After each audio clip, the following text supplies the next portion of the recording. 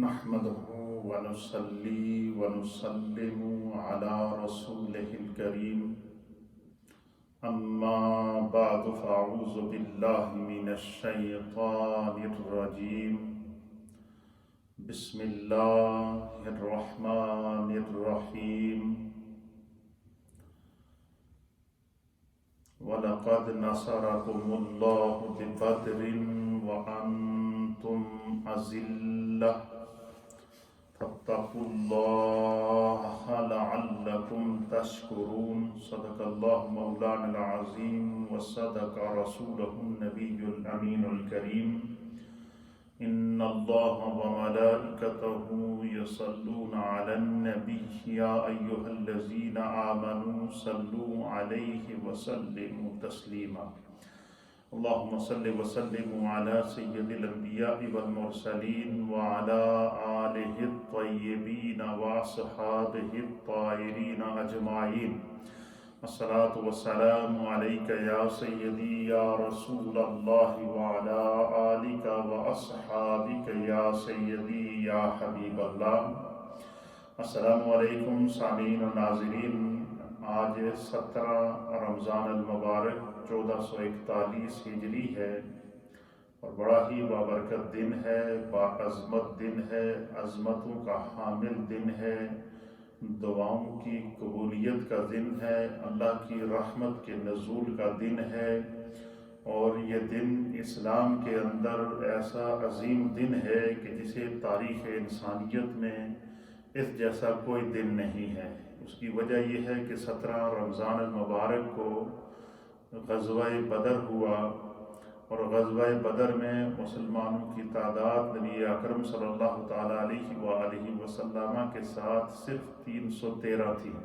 یعنی ابھی روئے زمین کے اوپر صرف 313 لوگ حضور علیہ السلام پر ایمان لے کر آئے تھے۔ تو کفار کی جانب سے، مشرکین مکہ کی جانب سے، کفار مکہ کی جانب سے، اور عرب کے اندر موجود جو اس دور کے منکرین اور کفار تھے ان کی جانب سے بدر کے مقام کے اوپر نبی اکرم صلی اللہ تعالیٰ علیہ وآلہ وسلم اور آپ کے اصحاب پر حملہ کر دیا گیا۔ کفار پوری طاقت کے ساتھ، پوری وہ ساز و سامان کے ساتھ، تمام جنگی تیاریوں کے ساتھ انہوں نے جب بدر کا محاصرہ کیا اور بدر کے مقام کے اوپر جمع ہوئے تو اس وقت مسلمانوں کی تعداد صرف 313 تھی۔ تو وہاں پھر غزوہ بدر ہوا۔ یہ اسلام کا پہلا غزوہ تھا جس میں خود سرکار دو عالم صلی اللہ تعالیٰ علیہ وآلہ وسلم نے شرکت کی، اور حضور علیہ السلام کے ساتھ شریک ہونے والے 313 وہ عظیم نفوس قدسیہ صحابہ اکرام کے تھے کہ جنہیں قرآن حکیم فرقان مجید نے خراج تحسین پیش کیا، جنہیں اس جذبہ ایثار کے اوپر اللہ کی جانب سے تائید غائبی اور مدد نصیب ہوئی، جنہیں نبی اکرم صلی اللہ تعالیٰ علیہ وسلم نے جن کے لیے دعائیں کی ہیں، اور پھر سارے اسلام کے دور کے اندر قیامت تک کے لیے غزوہ بدر میں شریک ہونے والے صحابہ کی فضیلت کو، ان کی افضلیت کو، ان کے مقام کو، ان کے مرتبے کو نبی پاک صلی اللہ علیہ وسلم کے تمام صحابہ کے اوپر ہر اعتبار سے ترجیح دی جاتی رہی۔ تو غزوہ بدر کی جہاں پر اس 17 رمضان کی یہاں اور فضیلت ہے، وہاں یہ کہ جب غزوہ بدر شروع ہوا تو اللہ کے حبیب علیہ السلام نے جب کفر کی تعداد کو دیکھا، ان کی تیاریوں کو دیکھا، اور اسلام کے اوپر ان کی حملہ آوری کے جذبے کو دیکھا، اور جس جوش و خروش سے وہ آ رہے تھے، تو اس لمحے اللہ کے پیارے حبیب نبی رحمت صلی اللہ تعالیٰ علیہ وآلہ وسلم کے ساتھ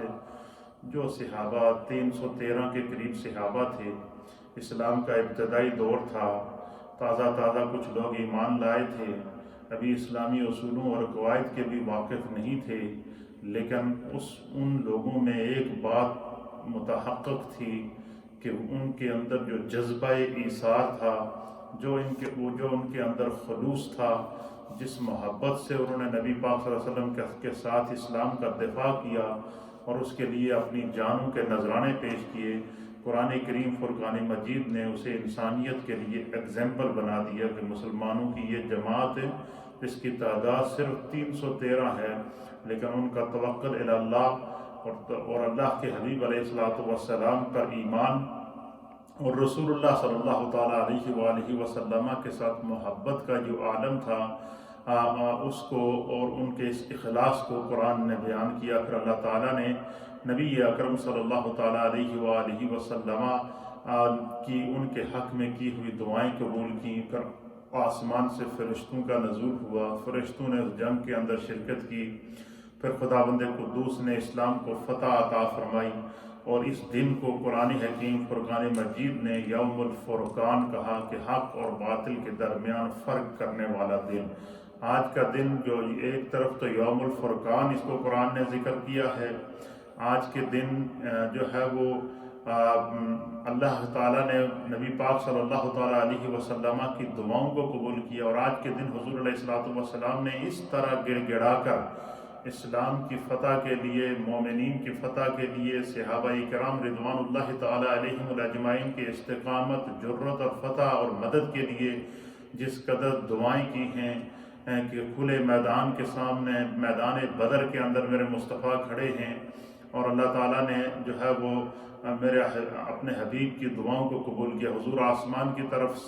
اپنے چہرے کو کیے ہوئے، اپنے ہاتھوں کو پھیلائے ہوئے، اور عریش جو خیمہ تھا اس خیمے میں کھڑے سرکار دو عالم صلی اللہ علیہ وسلم اپنے رب سے گڑ گڑا کر دعائیں مانگ رہے تھے، اور دعا مانگنے کا یہ عالم تھا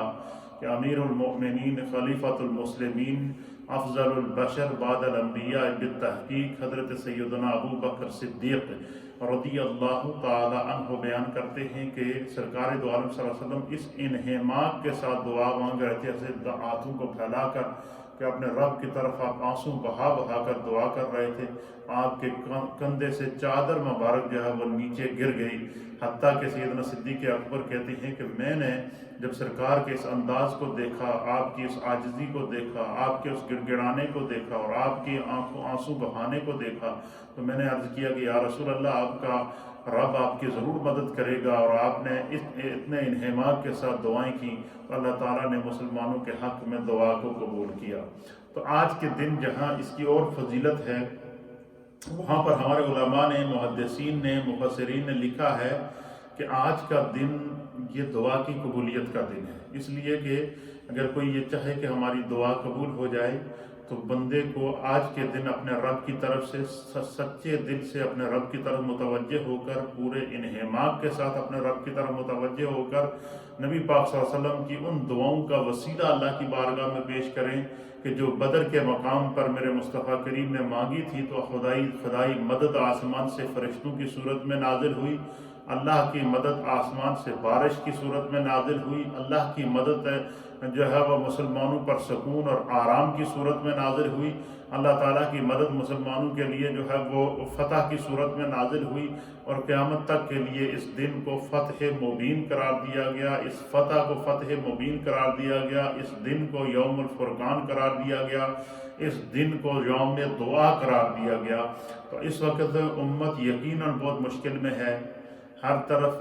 کرونا وائرس نے اپنے پنجے گاڑے ہوئے ہیں، اور دنیا اس وائرس کی لپیٹ کے اندر ہے، اور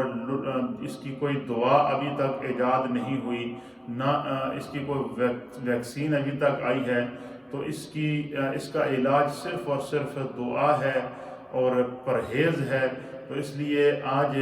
مومنین کو یہ چاہیے کہ وہ آج کا دن، چونکہ یہ یقینی ہے کہ آج کے دن اللہ نے میرے مصطفیٰ کریم کی دعا کو میدان بدر میں کھلے آسمان تلے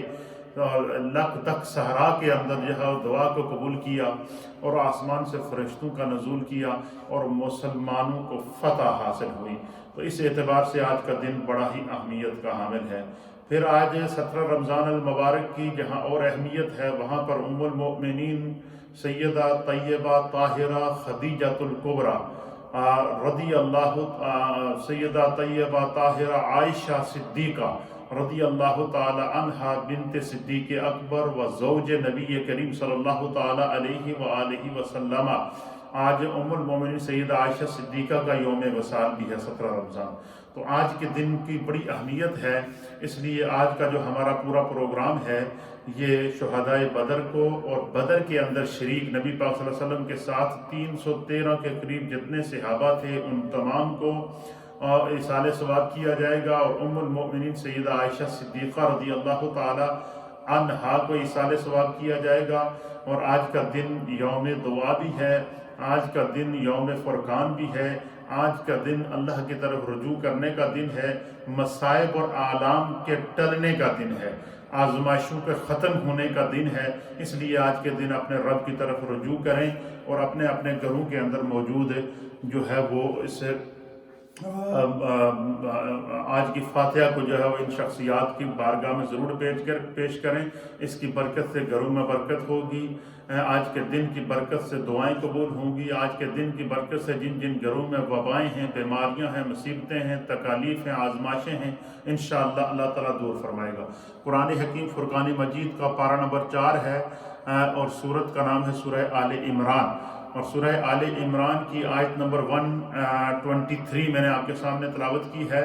اس میں اللہ رب العالمین ارشاد فرماتا ہے کہ وَلَقَدْ نَصَرَكُمُ اللَّهُ بِبَدْرٍ وَأَنْتُمْ أَذِلَّةٌ، فرمایا کہ بے شک اللہ تعالیٰ نے بدر میں تمہاری مدد کی، درا حالے کہ تم بے سر و سامانی کے حالت میں تھے، یعنی صحابہ اکرام کی جو تعداد تھی وہ صرف 313 تھی، اور ان کے پاس جو ہے وہ 2 گھوڑے تھے اور 70 کے قریب اونٹ تھے، اور اس کے علاوہ جو ہے وہ جو کوئی اتنا جنگی ساز و سامان بھی نہیں تھا، اسلام کا ابتدائی دور تھا، اور اس کے مقابلے میں کفار ہزاروں کی تعداد میں تھے، اور ان کے پاس جو ہے وہ 100 سے زائد تو گھوڑے تھے، اونٹ تھے، تلواریں تھیں، تیر تھے، جنگی ساز و سامان تھا، پوری تیاری کے ساتھ آئے ہوئے تھے۔ تو اللہ تعالیٰ فرماتا ہے کہ اے محبوب آپ یاد کریں کہ جب آپ نے اپنے رب کی بارگاہ میں دعائیں کی اور اللہ نے آپ کی دعا کو قبول کیا، تو وَلَقَدْ نَصَرَكُمُ اللَّهُ بِبَدْرٍ، اللہ تعالیٰ نے پھر بدر کے میدان کے اندر اپنی بارگاہ سے مدد نازل کی، اور وہ مدد کیا تھی؟ فرمایا کہ جو اللہ کی طرف سے مدد نازل کی گئی وہ کیوں نازل کی، اس کی وجہ کیا تھی؟ فَاتَّقُوا اللَّهَ، تاکہ خداوند قدوس کے اس انعام کو دیکھ کر آپ کے جو صحابہ ہیں اور آپ کی جو امت ہے وہ تقوی اختیار کرے، لَعَلَّكُمْ تَشْكُرُونَ، تاکہ اللہ تعالیٰ کا شکر ادا کریں، اور خدا کا جتنا بندہ شکر ادا کرتا ہے اللہ اپنے انعامات میں اتنا اضافہ کرتا ہے۔ پھر یہ جو اللہ تعالیٰ فرماتا ہے کہ وَلَقَدْ نَصَرَكُمُ اللَّهُ بِبَدْرٍ، کہ اللہ تعالیٰ نے بدر میں کیا مدد نازل کی ہے، اس کو قرآن حکیم فرقان مجید کے 3 مقامات پر اللہ تعالیٰ نے بیان کیا، اور پھر اسی کے آگے دوسری آیت کے اندر اللہ تعالیٰ فرماتا ہے آیت نمبر 124 کے اندر سورہ آل عمران کی، کہ اللہ تعالیٰ نے وہ يُمِدَّكُمْ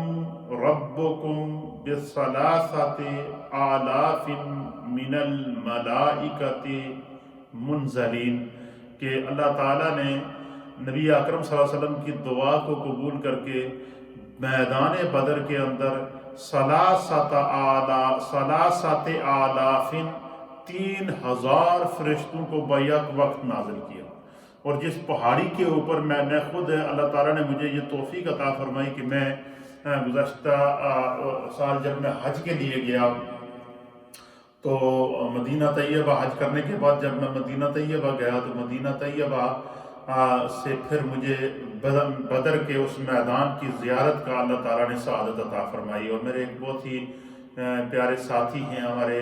شاگرد بھی ہیں، ساتھی بھی ہیں، اور وہ مدینہ طیبہ میں ان کا قیام ہے، حافظ یاسر علی ان کا نام ہے، اور وہ وہاں اپنی فیملی کے ساتھ وہاں رہ رہے ہیں، تو وہ اپنی باقاعدہ گاڑی لے کر آئے گھر سے، اور اپنی فیملی کے ساتھ وہ مجھے لے کر گئے، اور انہوں نے ہمیں پورا بدر دکھایا، اور بدر کا پورا میدان مجھے دیکھنے کی سعادت بھی حاصل ہوئی۔ وہ علاقہ جہاں کفار نے پڑاؤ کیا ہوا تھا وہ چیز دیکھا، وہ جگہ دیکھی ہے، وہاں ایک کنواں کھدا ہوا ہے جس کنویں کے اندر جو کفار وہاں مارے گئے ان کو اس کے اندر ڈال دیا گیا تھا۔ پھر جو ہے وہ جس طرف نبی پاک صلی اللہ علیہ وسلم کا خیمہ تھا اس خیمے کا نام تھا عریش۔ یہ جو میدان بدر ہے یہ مدینہ طیبہ سے 80 میل کے فاصلے کے اوپر واقع ہے، اور جو ہے وہ مکہ کی سرحد کی طرف 80 مائل کے فاصلے کے اوپر یہ واقعہ ہے، اور ایک میدان ہے، ایک وادی کا نام بھی بدر، اس علاقے کا نام بدر ہے، جس جگہ کا، جس میدان کو جس میں لڑائی ہوئی تھی، پہلا غزوہ ہوا، تو وہ مجھے دیکھنے کی سعادت ہوئی۔ اور جس جگہ نبی پاک صلی اللہ علیہ وسلم کا خیمہ تھا، حضور علیہ السلام کے خیمے کا نام عریش تھا، اور آج وہاں پر ایک عظیم و شان مسجد بنی ہوئی ہے، مسجد عریش کے نام سے۔ اس مسجد میں ہمیں نوافل پڑھنے کی سعادت بھی حاصل ہوئی، ان جگہوں پر جہاں سرکار دو عالم صلی اللہ علیہ وسلم کھڑے ہو کر دعا آپ نے فرمائی تھی، وہ اس جگہ کھڑے ہو کر جو ہے وہ ہمیں دعا کرنے کی بھی اللہ تعالیٰ نے سعادت اور توفیق عطا فرمائی۔ کیونکہ میں جب میدان بدر پہنچا تو میں نے وہاں ایک ڈاکومنٹری بنائی، ایک پورا باقاعدہ اس کو کور کیا، اور بدر کے احوال میدان بدر میں کھڑے ہو کر بیان کیے، جو میرے یوٹیوب چینل کے اوپر وہ موجود ہے، جس کو میں نے براہ راست بیان کیا تھا۔ پھر وہاں سے تھوڑا سا رائٹ سائڈ پہ بندہ جب نکلے تو آگے ایک بہت بڑا پہاڑ آتا ہے، جس کے اوپر عام طور پر جانے نہیں دیتے، لیکن میں نے وہاں جو سیکورٹی کے افراد موجود تھے ان سے بھی اجازت طلب کی، تو انہوں نے مجھے وہاں جانے کی اجازت دے دی۔ میں نے ان سے کہا کہ میرا تعلق میڈیا سے ہے اور میں اس پر ڈاکومنٹری بنا رہا ہوں، تو انہوں نے مجھے جانے دیا۔ تو وہ پہاڑ جس کے اوپر اللہ نے پہلے 1000 فرشتوں کو نازل کیا، پھر 3000 فرشتے آئے، پھر ان کی تعداد بڑھا کر اللہ تعالیٰ نے 5000 کر دی، تو وہ پہاڑ جس کے اوپر آسمان سے فرشتے بدر کے صحابہ کے لیے، مجاہدین بدر کی مدد کے لیے نازل ہوئی، اس پہاڑ کو باقاعدہ اس کا نام ہے جبل ملائکہ ہے، یعنی وہ پہاڑ جس کے اوپر اللہ تعالیٰ نے فرشتے نازل کی اور فرشتوں نے آ کر مسلمانوں کی مدد کی۔ اور صحابہ اکرام رضوان اللہ تعالیٰ علیہم اجمعین کہتے ہیں کہ ہم نے باقاعدہ دیکھا وہاں فرشتوں کو کہ کس انداز سے جو ہے وہ ان آیات کی تفسیر کے اندر جو ہے فرشتوں نے، مفسرین نے لکھا ہے کہ کس طرح فرشتے جو ہے وہ نبی پاک صلی اللہ علیہ وسلم اور اہل بدر کی مدد کے لیے آئے۔ لکھتے ہیں کہ امام ابو جعفر محمد بن جریر طبری رضی اللہ تعالیٰ عنہ جو متوفہ ہیں 310 ہجری کے، آپ لکھتے ہیں کہ ان آیات کی تفسیر سے یہ صحیح بات یہ ثابت ہوئی ہے کہ اللہ تعالیٰ نے حضور صلی اللہ تعالیٰ علیہ وآلہ وسلم کی طرف سے یہ خبر آپ نے مسلمانوں کو پہلے سے دے دی تھی کہ اللہ تعالیٰ ہماری مدد فرمائے گا۔ پھر اللہ تعالیٰ نے جو ہے وہ 3000 فرشتوں کے ساتھ اللہ تعالیٰ نے مدد کی، پھر اللہ تعالیٰ نے 3000 فرشتوں کے ساتھ مدد کا وعدہ فرمایا۔ حضور علیہ السلام دعا کرتے گئے، اور جیسے جیسے حضور علیہ السلام دعا کرتے رہے خداوند قدوس اپنی مدد کو بڑھاتا رہا۔ پھر اسی طریقے سے جو ہے وہ اس کی تعداد کو اللہ تعالیٰ نے پھر 5000 کا وعدہ فرما دیا، پھر 5000 کی تعداد ہو گئی۔ تو اس طریقے سے اللہ تعالیٰ نے فرشتوں کے ذریعے جو ہے وہ باقاعدہ مدد کی، اور اس کے اوپر مختلف روایات اور احادیث ہیں جو صحابہ اکرام رضوان اللہ تعالیٰ علیہ اجمعین نے ان کو باقاعدہ پورے اہتمام کے ساتھ امام واقدی نے بیان کیا کہ رسول اللہ صلی اللہ تعالیٰ علیہ وسلم نے اپنی مٹھی میں کنکریاں لی اور یہ کہہ کر کے کفار کی طرف پھینک دی کہ دعا کی ہے کہ ان کے چہرے جو ہے وہ بگڑ جائیں اور ان کے دماغ معوف ہو جائیں۔ اور حضور علیہ السلام نے جب وہ کنکریاں ان کی طرف دم کر کے پھونکی تو ان کے اوپر جو ایک عجیب و غریب قسم کا غلبہ طاری ہوا۔ یہ جو اللہ کہتا ہے کہ میں نے غزوہ بدر میں مومنین کے اوپر مدد نازل کی، تو وہ مدد کئی قسم کی نازل کی ہے۔ ایک تو فرشتوں کے ذریعے اللہ نے مدد نازل کی، پہلے تعداد 1000، پھر 3000، پھر 5000، جس کو تینوں تعدادوں کو قرآن نے بیان کیا ہے تینوں مختلف مقامات کے اوپر۔ پھر اسی طریقے سے دوسری مدد کیا کی اللہ تعالیٰ نے کہ حضور علیہ السلام نے ہاتھ میں ریت لے کر، کنکر لے کر حضور علیہ السلام نے ان دم کر کے ان کی طرف جب پھینکا تو ان کے جو وہ چہرے بالکل معوف ہو گئے، ان کے دماغ سن ہو گئے، ان کو سمجھ ہی نہیں آیا، ان کے نیندیں اڑ گئیں۔ اور دوسری طرف جو ہے مسلمانوں کے اوپر اللہ تعالیٰ نے دوسرے دن جنگ ہونی تھی تو رات کو اللہ تعالیٰ نے نبی پاک صلی اللہ علیہ وسلم نے دعا کی۔ تو اب کفار نے جب میدان بدر کا معاصرہ کیا ہوا تھا تو انہوں نے بدر کے مقام کے اوپر جو اچھی اچھی جگہیں تھیں جہاں ریت نہیں تھا اور میدان تھا اور سخت تھا، پہاڑی علاقہ، پہاڑی ایریا تھا، اس کے اوپر انہوں نے پہلے سے اپنے خیمے لگا دیے تھے۔ اس کے برعکس مسلمانوں کا جو ایریا تھا، مسلمانوں کے ایریا کے اندر ریتلی زمین تھی، ریت میں چلنا پھرنا بھی مشکل ہوتا ہوتا ہے، گرمی اور شدت کی وجہ سے جو ہے وہ ریت گرم بھی زیادہ ہوتی ہے، اس کے اوپر بیٹھنا اور کوئی چلنا پھرنا بھی مشکل ہوتا ہے۔ لیکن جب نبی اکرم صلی اللہ تعالیٰ علیہ وسلم نے اللہ کی بارگاہ میں دعا کی اور آپ کی دعاؤں کا یہ عالم تھا کہ مبار الہ، یہ مٹھی بھر مسلمان جو تیرا نام لینے والے ہیں، آج اگر یہ شہید ہو گئے تو تیری ضروع زمین پر قیامت تک تیرا نام لینے والا کوئی نہیں ہوگا۔ پھر حضور علیہ السلام دعا کرتے تھے کہ یا اللہ تو نے مجھ سے مدد کا وعدہ کیا ہے، اب میں اپنا سب کچھ لے کر تیری بارگاہ میں حال تیرے دین کو بچانے کے لیے میدان میں نکل آیا ہوں، اب تو اپنی غیب سے مدد نازل فرما۔ تو اللہ تعالیٰ نے وہاں پر جو ہے وہ کئی قسم کی مدد نازل فرمائی۔ پہلی مدد اللہ تعالیٰ نے یہ نازل فرمائی کہ اس رات کو، جس رات کو اور کفار نے وہ جو کنواں ہے، آپ نے دیکھا ہوگا وہ بدر کے مقام پر جس کنویں میں کفار کی لاشوں کو بعد میں ڈالا گیا، وہ کنواں کفار نے قبضے میں کیا ہوا تھا، اس کے ان کے پاس پانی بھی موجود تھا، ہر چیز موجود تھی، مسلمانوں کے پاس پانی موجود نہیں تھا۔ اچھا، کفار نے جو ہے وہ جو سخت جگہ تھی ان کے اوپر پہلے سے خیمے لگا دیے جہاں چلنا پھرنا آسان ہو، اس کے برعکس مسلمانوں کی جو علاقہ تھا وہ بدر کے مقام پر وہ ریت ہی ریت تھا، اس میں چلنا پھرنا مشکل تھا۔ اب نبی علیہ الصلوۃ والسلام کی دعا کو اللہ نے قبول کیا اور پھر اللہ تعالیٰ نے جو ہے وہ رات کو بارش نازل فرمائی۔ اب جب بارش نازل فرمائی اور جب بارش ہوئی تو خدا کی قدرت ہے، اہل سیر نے مفسرین نے لکھا ہے کہ جب بارش ہوئی رات کو، غزوہ 16 رمضان کی رات کو جب بارش ہوئی تو بارش ہونے کا یہ فائدہ ہوا کہ مسلمانوں نے سب سے پہلے تو یہ کیا کہ ریت کو ایک جگہ پر سائڈوں پر ریت کی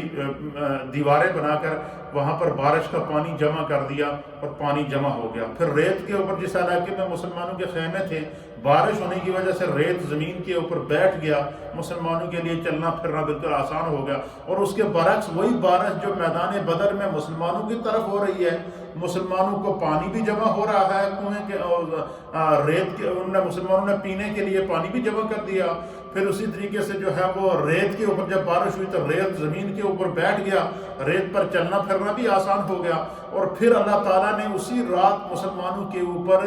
ایسی نیند طاری کی کہ صحابہ اکرام کہتے ہیں کہ ہمیں زندگی بھر اتنی سکون کی نیند کبھی نہیں آئی جتنی سکون کی نیند بدر والی رات آئی۔ کیوں کہ حضور نے اس رات کو خدا سے دعائیں، صحابہ سو رہے تھے اور سرکار رات کو جاگے اللہ کی بارگاہ میں دعائیں کر رہے تھے، یہ عالم تھا۔ تو مسلمانوں پر نیند اللہ نے طاری کی، رات بھر آرام کرتے رہے۔ اور اسی بارش کی وجہ سے جو کفار کی طرف جو بارش نازل ہوئی تو ان کے خیمے جس طرف انہوں نے پہلے اچھی اچھی جگہ لگائی ہوئی تھی، اب وہاں پر کیچڑ بن گیا، کیچڑ میں چلنا مشکل ہو گیا، ہوا چل رہی ہے، آندھی چل رہی ہے، کفار کے خیمے اڑ گئے، خیمے اڑ گئے تو وہ ریت جو زمین پر تھی وہ ہوا سے اڑ کر ان کی آنکھوں میں پڑ گئی۔ جب ریت کفار کی آنکھوں کے اندر پڑی تو کفار کی آنکھیں سرخ ہو گئی، ان کے دماغ سن ہو گئے، ان کو نیند نہیں آ رہی تھی، بڑی بے چینی اور بے آرامی میں انہوں نے رات گزاری ہے۔ رات سارے وہ جو ہے وہ ٹھنڈک میں کانپتے رہے، اور ادھر وہی بارش ہے، وہی میدان ہے، اور دوسری طرف مسلمانوں کو جو ہے وہ پانی بھی جمع ہو گیا، دوسری طرف مسلمانوں کو اللہ نے ان کے اوپر نیند بھی طاری کر دی، پوری رات وہ سکون سے سوئے رہے۔ پھر جو ہے وہ ریتلی جو زمین جس ریت میں چلنا مشکل تھا، بارش کی وجہ سے وہ زمین بارش ہونے کی وجہ سے وہ ریت سخت ہو گیا، مسلمانوں کا چلنا پھرنا مشکل ہو گیا۔ تو یہ مسلسل اللہ تعالیٰ کی طرف سے مدد نازل ہو رہی تھی۔ اب دوسرے دن صبح جب 17 رمضان کو جنگ شروع ہوئی تو اس سے پہلے مسلمانوں کی پوزیشن یہ تھی کہ وہ بالکل حشاش بشاش تھے،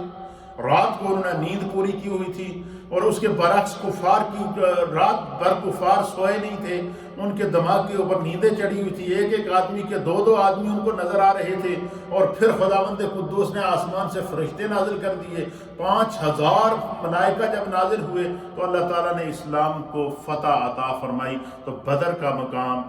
بدر کا جو مقام ہے یہ مقام فتح ہے، بدر کا مقام دعا کی قبولیت کا مقام ہے، بدر کا وہ میدان ہے جہاں میرے مصطفیٰ نے گڑ گڑا کر دعائیں کی ہیں، اور بدر کا دن، آج کا دن وہ محبوب دن ہے کہ جس دن اللہ نے مصطفیٰ کریم کی نہ صرف دعا قبول کی کہ اسی وقت آپ کے ہاتھ پھیلے ہوئے تو فرشتے نازل ہو رہے ہیں، مصطفیٰ کے ہاتھ اٹھے ہوئے تو بارش نازل ہو رہی ہے، مصطفیٰ کریم کے ہاتھ اٹھے ہوئے تو صحابہ پر نیند طاری ہو رہی ہے، مصطفیٰ کریم کے ہاتھ اٹھے ہوئے تو مسلمانوں کو اللہ فتح عطا فرما رہا ہے۔ تو اس طریقے سے میدان بدر کے اندر مسلمانوں کو اللہ نے فتح دی، پھر کفار اپنا ساز و سامان، اپنے جنگی آلات، اپنے گھوڑے، اپنے اونٹ اور 70 کے قریب وہ کفار جو وہاں مارے گئے ان کی لاشیں وہاں چھوڑ کر وہ چلے گئے اور بھاگ گئے وہاں سے۔ اللہ تعالیٰ نے اسلام کو غلبہ عطا فرمایا اور اس دن کو فتح مبین قرآن نے قرار دیا ہے۔ اس دن کی فتح کو قرآن نے بیان کیا ہے۔ اس دن جو اللہ نے مدد نازل کی ہے اس مدد کو خدا نے بیان کیا ہے قرآن کے اندر۔ اس دن جو میرے مصطفیٰ نے دعائیں کی ہیں ان دعاؤں کو قرآن نے بیان کیا ہے۔ اس دن میرے مصطفیٰ نے جو امت کے لیے دعا کی تھی وہ دعا اللہ تعالیٰ کی بارگاہ میں مقبول ہوئی ہے۔ تو آج کا دن دعا کی قبولیت کا دن ہے، آج کا دن جو ہے وہ دعا کی عظمت کا دن ہے۔ یہ ایک مختصر سا خلاصہ جو ہے میں نے آپ کی خدمت کے اندر پیش کیا ہے، جو اصحاب بدر کی بارگاہ کے اندر اور نبی پاک صلی اللہ تعالیٰ علیہ وآلہ وسلم کی بارگاہ کے اندر پیش کیا گیا۔ تو اسی طریقے سے آج کے دن ام المؤمنین سیدہ عائشہ صدیقہ رضی اللہ تعالیٰ عنہا کا یوم بھی ہے، اور ام المؤمنین سیدہ عائشہ صدیقہ رضی اللہ تعالیٰ عنہا وہ نبی اکرم صلی اللہ تعالیٰ علیہ وآلہ وسلم کی محبوبہ ہیں، وہ محبوبہ کائنات ہیں، اور سرکار دو عالم صلی اللہ تعالیٰ علیہ وآلہ وسلم نے ان سے بہت محبت فرماتے تھے، اور حضور علیہ السلام نے ان کے لیے دعائیں فرمائی ہیں، اور سرکار دو عالم صلی اللہ تعالیٰ علیہ وسلم نے ان کی فضیلت بیان فرمائی ہے۔ اور ام المؤمنین سیدہ عائشہ صدیقہ رضی اللہ تعالیٰ عنہا کا جہاں اور فضیلتیں ہیں وہاں سب سے بڑی آپ کی جو فضیلت ہے وہ یہ ہے کہ اللہ تعالیٰ نے جب کفار نے منافقین نے ام المؤمنین کے اوپر تہمت لگائی تو اللہ تعالیٰ نے ام المؤمنین کی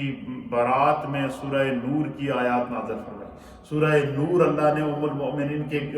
سورہ یعنی ام المؤمنین کی فضیلت کا آپ اندازہ لگا سکتے ہیں کہ ام المؤمنین سیدہ عائشہ صدیقہ وہ ہیں جو محبوبہ مصطفیٰ ہیں، ام المؤمنین وہ ہیں جو تمام مومنوں کی ماں ہیں، ام المؤمنین وہ ہیں کہ جن کے کردار کو رب نے بیان کیا قرآن کے اندر، ام المؤمنین وہ ہیں کہ جن کی پاک دامنی کو اللہ نے بیان کیا، ام المؤمنین وہ ہیں کہ جن کے حق میں اللہ نے سورہ نور کی آیات نازل کر کے ان کی برات کو بیان کیا ہے، ام المؤمنین کی تہمت لگانے والوں کو اللہ نے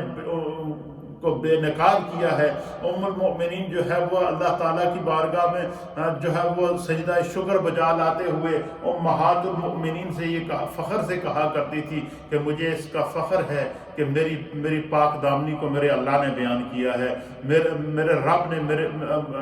میری پاک دامنی کو بیان کیا ہے، میری برات کا اعلان میرے رب نے کیا ہے۔ تو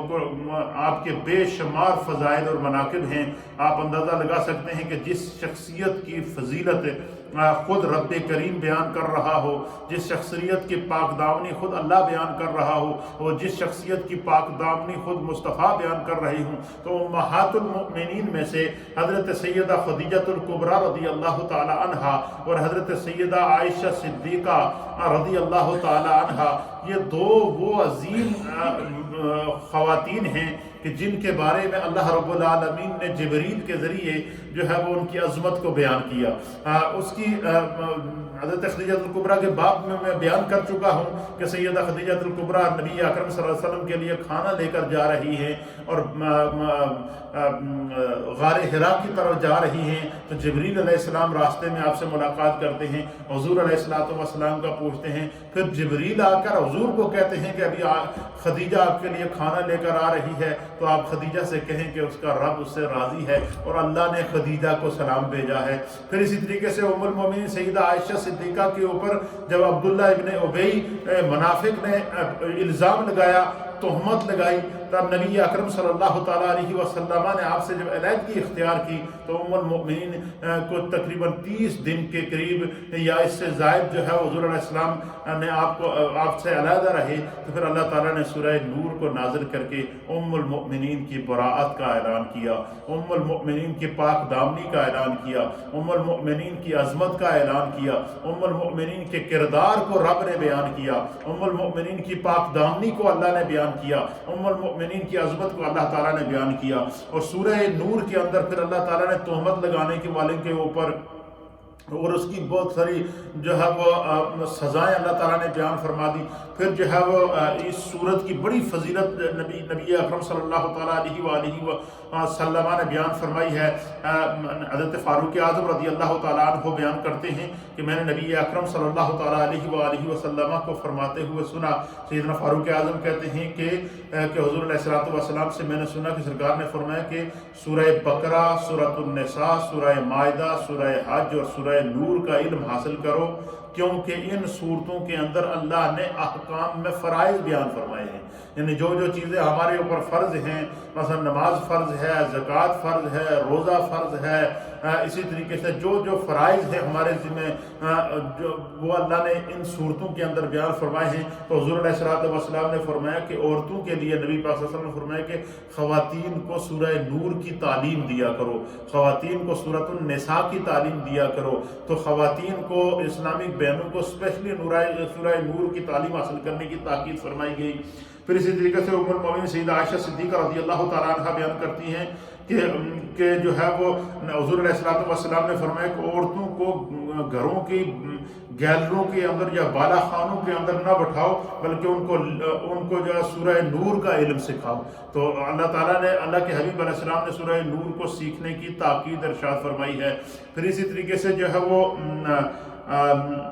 مجاہد بیان کرتے ہیں کہ نبی اکرم صلی اللہ تعالیٰ علیہ وسلم نے فرمایا کہ اپنے مردوں کو سورہ مائدہ کی تعلیم دو اور اپنی عورتوں کو سورۃ النور کی تعلیم دیا کرو۔ تو ان کے اندر چونکہ اللہ نے حقوق اور فرائض کو بیان فرمایا ہے، اس لیے ان کا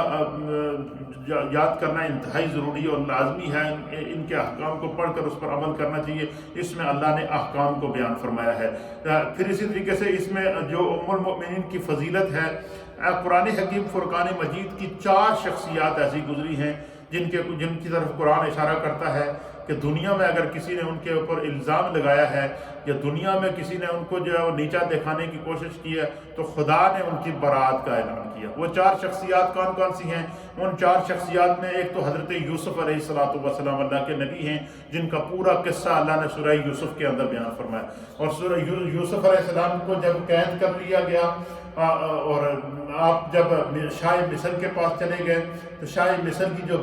ملکہ تھی زلیخا، ملکہ زلیخا جن کو کہتے ہیں، وہ یوسف علیہ السلام کو کیونکہ اللہ نے بلا کا حسن عطا فرمایا تھا، بہت حسن یوسف پہ کٹی مصر میں انگشت زنا، سر کٹاتے ہیں تیرے نام پر مردان عرب۔ جو ہے حضرت یوسف علیہ السلام پر جب زلیخا نے ایک کمرے کے اندر بند کر کے اور 7 کوٹھیوں کے اندر بند کر کے اور 7 کوٹھیوں کو تالے لگا کر جب آپ پر اس نے جو ہے وہ تہمت لگانے کی کوشش کی، تو یوسف علیہ السلام جب باہر کی طرف گئے تو جب اس نے تالے لگائے ہوئے تھے، یوسف علیہ السلام جیسے ہی دروازے کی طرف جاتے تو دروازہ خود بخود اس کا لاک کھلتا گیا، دروازے کی طرف جاتے خود بخود کھلتا گیا، خود بخود کھلتا گیا۔ اب جب باہر نکلے تو باہر جو ہے شاہ مصر کھڑا تھا۔ شاہ مصر نے جب دیکھا تو زلیخا نے کہا کہ یہ جو آپ نے غلام خرید کر لایا، یوسف علیہ السلام کے بارے میں کہا، تو اس نے کہا کہ اس نے میری عزت پر ہاتھ ڈالا ہے، اب اللہ کے نبی کے اوپر اس نے الزام لگا دیا، کوئی گواہ بھی موجود نہیں ہے۔ تو حضرت یوسف علیہ السلام نے کہا کہ نہیں، یہ جھوٹ بول رہی ہے، یہ تہمت لگا رہی ہے۔ تو شاہ مصر نے حضرت یوسف علیہ السلام سے کہا کہ آپ کے پاس کیا دلیل ہے؟ آپ نے فرمایا یہ چھوٹا بچہ، وہاں ایک خاتون کھڑی تھی، اس نے ایک بچہ اٹھایا ہوا تھا، بعض روایات کے مطابق وہ بچہ 1 مہینے کا تھا اور بعض روایات کے مطابق وہ 3 دن کا تھا۔ تو کسی نے وہ شاہ مصر نے کہا یہ 3 دن کا بچہ ہے، یہ کیسے بولے گا؟ آپ نے فرمایا آپ پوچھیں اس سے۔ جب انہوں نے پوچھا تو قرآن اس منظر کے اندر بیان کرتا ہے کہ پنگوڑے سے بچہ بول اٹھا، پنگوڑے سے بچہ بول اٹھا، اور اس بچے نے کہا شاہ مصر سے کہ اگر یوسف کی قمیض آگے سے پھٹی ہوئی ہے تو یوسف گناہگار ہے، تو اگر یوسف کی قمیض پیچھے سے پھٹی ہوئی ہے تو پھر زلیخا گناہگار ہے۔ اس کی وجہ یہ ہے کہ یوسف آگے بھاگ رہا تھا باہر کی طرف، تو پیچھے سے زلیخا نے پکڑ کر اس کو کھینچا ہے۔ اب جب اس نے چیک کیا تو اس نے دیکھا تو یوسف علیہ السلام کی قمیض پیچھے سے پھٹی ہوئی تھی۔ پھر اسی طریقے سے حضرت مریم کو اللہ تعالیٰ نے جب حضرت عیسیٰ علیہ السلام بغیر باپ کے عطا کیے، اور قرآن اس منظر کو سورہ مریم کے اندر بیان کرتا ہے، اور اسی طریقے سے دوسرے مقامات میں صورتوں کے اندر بیان کرتا ہے کہ حضرت مریم کو اللہ کی طرف سے اشارہ ہوا کہ آپ فلاں جنگل کے اندر فلاں جگہ چلے جائیں، اور وہاں وہ اس جنگل کے اندر ایک کھجور کے درخت کے نیچے بیٹھ گئیں، اور وہاں پر اللہ تعالیٰ کی طرف سے وہاں پردہ کرا دیا گیا فرشتوں کے ذریعے، اور وہاں پر حضرت عیسیٰ علیہ السلام کی ولادت ہوئی، اور 40 دن تک سیدہ مریم اس جنگل کے اندر اس درخت کے نیچے رہی، اور وہ درخت خشک درخت تھا۔ حضرت مریم کہتی ہیں کہ جب عیسیٰ علیہ السلام پیدا ہوئے تو میں نے جو ہے وہ دیکھا کہ جس درخت کے پاس میں بیٹھی ہوئی تھی، میں نے وہاں پاؤں مارا تو اس درخت کی جڑ سے اللہ نے میٹھے پانی کا چشمہ نکال دیا۔ پھر میں نے دیکھا خشک درخت ہے، تو کہتی ہیں سیدہ مریم کہتی ہیں کہ میں نے دیکھا کہ اس خشک درخت کے ساتھ ہر روز تازہ کھجوریں لگتی تھی، اور وہ تازہ کھجوریں لگتی اور وہ کھجور کی ٹہنیاں نیچے آتی، میں تازہ کھجوریں توڑتی، کھاتی، ان کھجوروں کو کھاتی، اور وہ جو چشمہ پانی کا اللہ نے نکالا اس میں سے پانی پی لیا کرتی تھی، اور حضرت جو ہے وہ عیسیٰ علیہ السلام کو دودھ پلاتی۔ 40 دنوں پورے کرنے کے بعد جب حضرت مریم واپس آئی تو آگے سارا مصر کھڑا تھا، سارا جو ہے وہ مسجد اقصیٰ کا وہ جو ایریا تھا، فلسطین کا ایریا، اس ایریے کے اندر سب لوگ کھڑے تھے، اور سارے حضرت جو ہے وہ مریم کے اوپر جو ہے وہ ان کے خلاف باتیں کرنا انہوں نے شروع کر دی کہ تو نے یہ کہاں پر گناہ کیا ہے، اور تو شادی نہیں کی ہوئی ہے، اور یہ بچہ کہاں سے پیدا ہو گیا، اور تو اس بندے کا نام بتا جس کا یہ بچہ ہے۔ تو حضرت مریم کیا جواب دیتی؟ تو آپ نے یہی کہا، اللہ نے آپ کے دل میں ڈالا۔ انہوں نے کہا جی مجھے تو ذرا ان کو پتا تھا کہ مجھے جب کسی مرد نے چھوا ہی نہیں، اللہ نے یہ بچہ عطا کر دیا، تو کوئی معمولی بات تو ہے نہیں، کوئی مرد آپ کے قریب نہیں گیا، کسی مرد سے آپ کی ملاقات نہیں ہوئی، نہ آپ کسی سے ناجائز طور پر ملی ہیں، آپ نے تو ساری زندگی مسجد اقصیٰ کے محراب میں گزاری ہے۔ تو یہ تو ان کو معلوم تھا۔ تو جب پورے لوگ جمع ہو گئے، اور انہوں نے حضرت مریم سے کہا کہ بتاؤ یہ بچہ کہاں سے آیا ہے، اور کس کا بچہ ہے، یہ کہاں سے لے کر آئی ہے تو، اور یہ بچہ کس کا ہے، اور کس کے ساتھ تمہارے ناجائز تعلقات ہیں؟ تو حضرت مریم نے کہا جی کہ مجھے تو آج تک کسی مرد نے چھوا ہی نہیں۔ تو کہنے لگے بڑی عجیب پاگل ہے، عجیب دلیلیں دے رہی ہے، کہہ رہی ہے ہمیں کسی مرد نے چھوا ہی نہیں، تو یہ بچہ کہاں سے آ گیا؟ تو انہوں نے حضرت مریم کے دل میں اللہ نے ڈالا، تو حضرت مریم نے ان سے کہا جی مجھ سے کیا پوچھتے، اسی بچے سے پوچھو، اس بچے سے پوچھو۔ تو جب انہوں نے کہا یہ تو چھوٹا بچہ ہے، یہ تو کچھ دنوں کا بچہ ہے، یہ کیسے بولے گا؟ انہوں نے کہا یہ پوچھو جس نے رب نے بغیر باپ کے دیا ہے وہ بتائے گا یہ بچہ کہ کہاں سے آیا ہے۔ تو جب انہوں نے حضرت عیسیٰ علیہ السلام کی طرف دیکھا، حضرت قرآن بیان کرتا ہے کہ حضرت عیسیٰ علیہ السلام بول اٹھے۔ حضرت عیسیٰ علیہ السلام نے کہا کہ میں اللہ کا نبی ہوں، اور خدا نے مجھے کتاب دی ہے، اور اللہ نے مجھے بغیر باپ کے پیدا کیا۔ تو حضرت مریم پر جب تہمت لگی، اور حضرت مریم کی گواہی اللہ تعالیٰ نے عیسیٰ علیہ السلام سے دلوائی، وہ تو تھے ہی اللہ کے نبی، لیکن اس وقت ان کی عمر 40 دن کی تھی۔ پھر اسی طریقے سے یہود میں یہ رواج ہوتا، موسیٰ علیہ السلام کے دور کے اندر یہود میں یہ رواج ہوتا تھا کہ وہ جب غسل کرتے تھے تو وہ بالکل سامنے غسل کیا کرتے تھے، اور ننگے ہو کر غسل کیا کرتے تھے۔ اور حضرت موسیٰ علیہ السلام کا دور سے تو موسیٰ علیہ السلام جب بھی غسل کرتے تھے تو آپ چھپ کر غسل کیا کرتے تھے، پردے میں کیا کرتے تھے۔ اب کفار نے، مشرکین نے، یہود نے الزام لگایا کہ موسیٰ کے جسم کے اندر کوئی عیب ہے جس وجہ سے یہ چھپ کر غسل کرتے ہیں۔ تو اب ان کی طرف جب عیب کی نسبت کی تو اللہ کا جو نبی ہوتا ہے وہ تو عیب سے پاک ہوتا ہے۔ تو اب اللہ تعالیٰ نے ان یہود اور کفار کو کے سامنے موسیٰ علیہ السلام کو لانے کے لیے کیا کیا؟ اللہ اکبر! وہ یہ ہوا کہ موسیٰ علیہ السلام جب غسل کرنے کے لیے گئے، آپ نے جب پردہ لگایا، چاروں طرف چادر لگائی، اور چشمے کے نیچے چلے گئے، اور کپڑے اتار کر آپ نے ایک پتھر کے اوپر رکھے، تو اللہ نے پتھر کو حکم دیا تو وہ پتھر موسیٰ علیہ السلام کے کپڑے لے کر بھاگ گیا، کپڑے لے کر سائڈ پر ہو گیا۔ اب موسیٰ علیہ السلام جب غسل کر کے کپڑے پہننے کے لیے ہاتھ آگے کیا تو پتھر آگے چلا گیا، پھر آپ تھوڑا سا اور آگے گئے تو پتھر اور آگے چلا گیا، پھر کپڑے لینے کے لیے اور آگے بڑھے تو پتھر اور آگے چلا گیا۔ اب وہ وہاں موجود وہ جتنے لوگ جو موسیٰ علیہ السلام پر الزامات لگا رہے تھے وہ سارے جمع ہو گئے کہ کمال ہے جی، پتھر چل رہا ہے، اور موسیٰ علیہ السلام پتھر کے آگے آگے پتھر بھاگ رہا ہے، پیچھے پیچھے موسیٰ علیہ السلام بھاگ رہے ہیں۔ اب جب موسیٰ علیہ السلام باہر پتھر کے کپڑے لینے کے لیے باہر نکلے تو انہوں نے جب دیکھا کہ موسیٰ علیہ السلام کا جسم بالکل صحیح ہے، سلامت ہے، کوئی عیب نہیں ہے، تو اللہ تعالیٰ نے پتھر کے ذریعے موسیٰ علیہ السلام کی گواہی دلوائی ہے۔ تو اسی طریقے سے جو ہے وہ حضرت ام المومنین سیدہ عائشہ صدیقہ رضی اللہ تعالیٰ عنہا وہ ہیں کہ جن کی یعنی آپ اندازہ لگائیں کہ عیسیٰ علیہ السلام، حضرت مریم کی گواہی اللہ نے عیسیٰ علیہ السلام سے دلوائی ہے، اسی طریقے سے موسیٰ علیہ السلام کی گواہی ایک پتھر سے دلوائی ہے، پھر اسی طریقے سے اللہ چاہتا تو حضرت عائشہ کے لیے اور دنیا میں بھی سبب پیدا کر سکتا تھا، لیکن سیدہ عائشہ صدیقہ ام المؤمنین کا مقام اور مرتبہ یہ ہے کہ عیسیٰ علیہ السلام کے حق میں گواہی،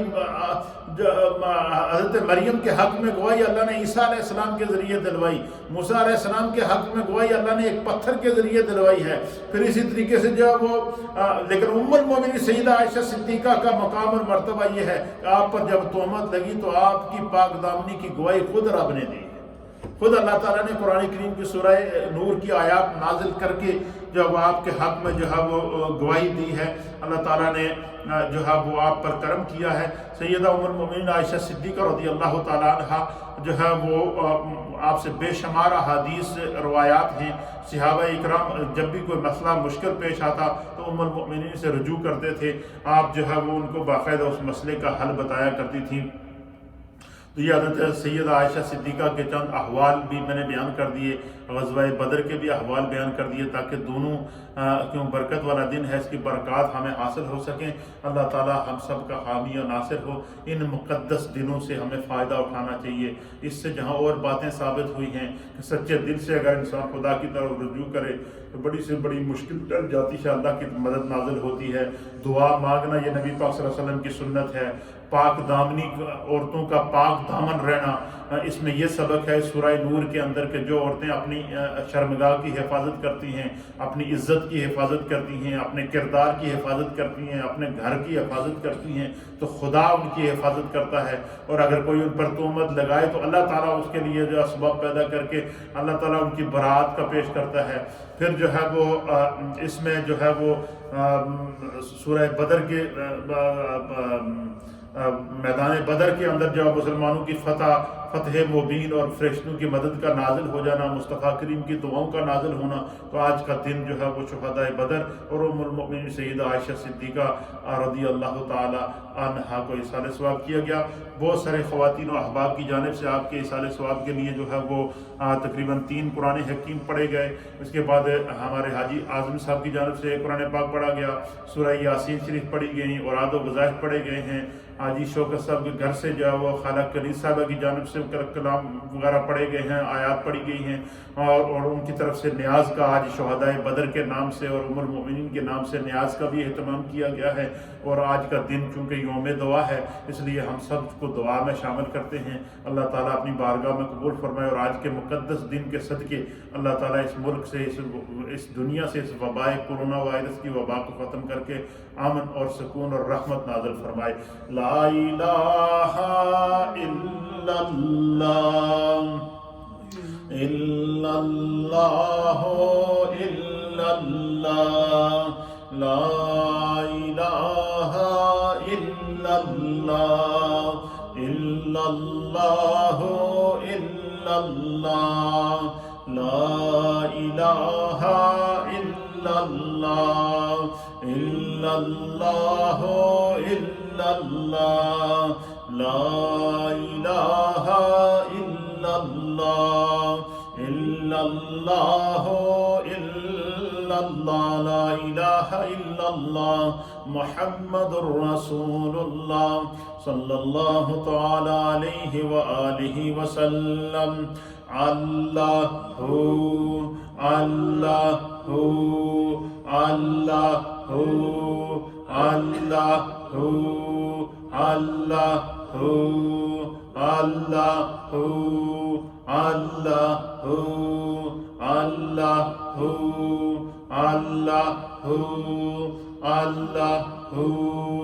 اللہ اللہ اللہ جل جلالہ۔ اللہم صلی علی سیدنا و نبینا و مولانا محمد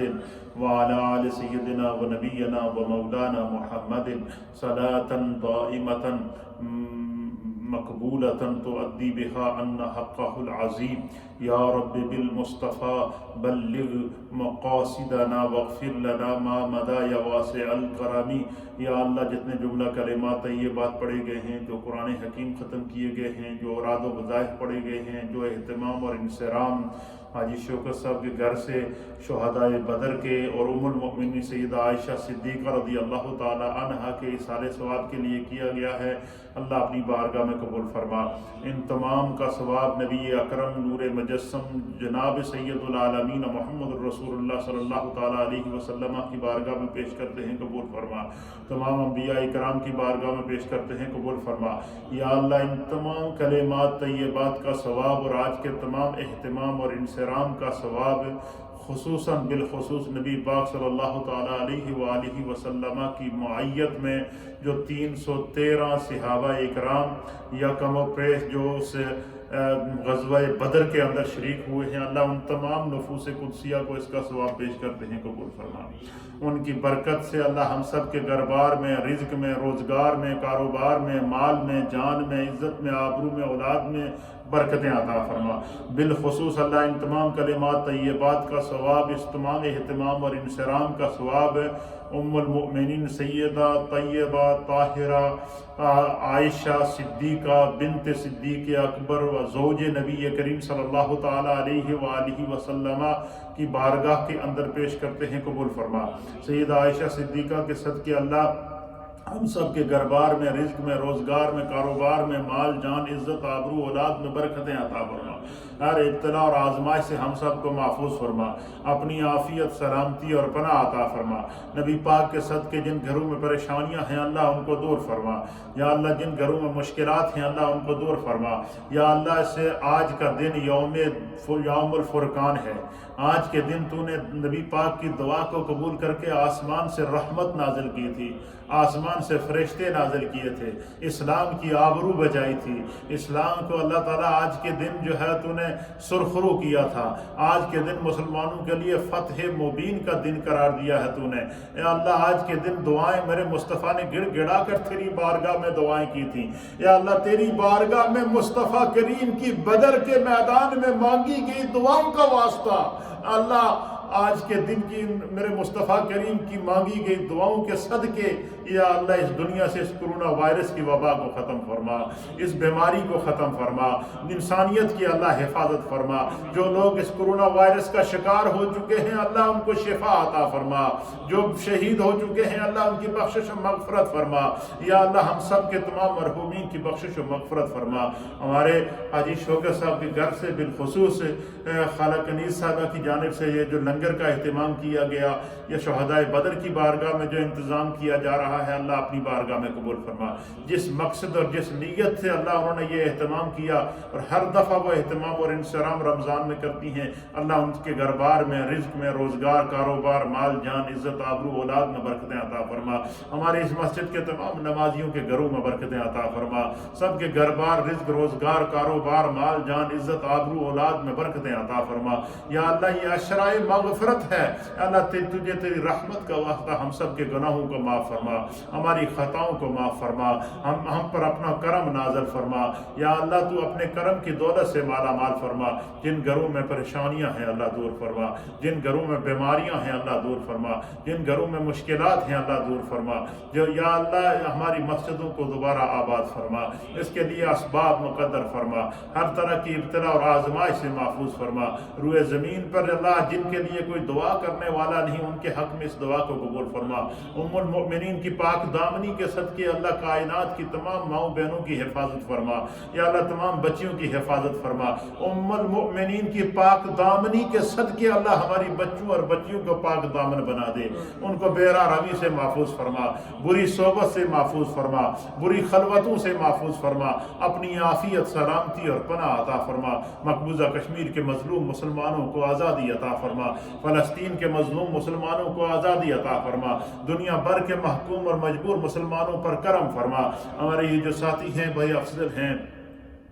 اس کے علاوہ حاجی اسلم ہیں، یہ جو میڈیا کے ذریعے پوری دنیا میں یہ کام اس پیغام کو پہنچاتے ہیں، اللہ ان کے گھر بار رزق روزگار میں برکتیں عطا فرما۔ ہمارے حاجی اعظم صاحب نے قرآن حکیم پڑھا ہے، اللہ ان کو ان کے بچوں کو اس پر برکتوں کا نزول فرما۔ ہمارے چودھری خلیل صاحب کی جانب سے 2 قرآن حکیم 2 مرتبہ سورہ یاسین شریف پیش کی گئی ہے، قبول فرما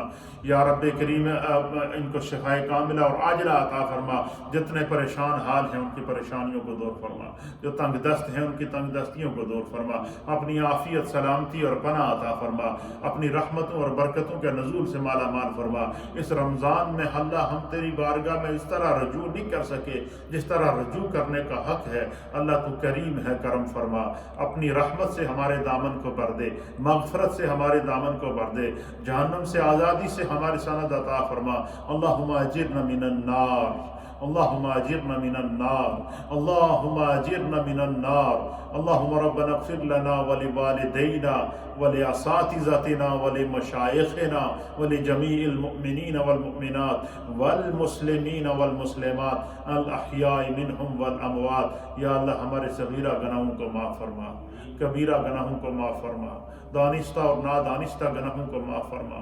آمدن اور خطاً گناہوں کو معاف فرما، ظاہر اور مستور گناہوں کو معاف فرما، اپنی عافیت سلامتی اور پناہ عطا فرما۔ رب اغفر وارحم وانت خیر الراحمین۔